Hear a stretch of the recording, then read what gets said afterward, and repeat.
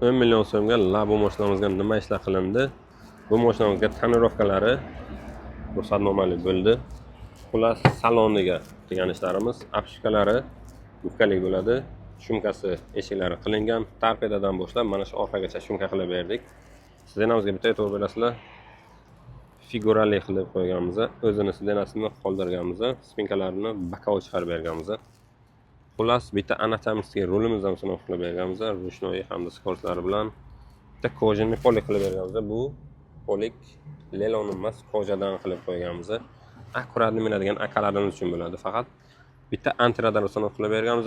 Hamda 917 original pult yonadigan qilib.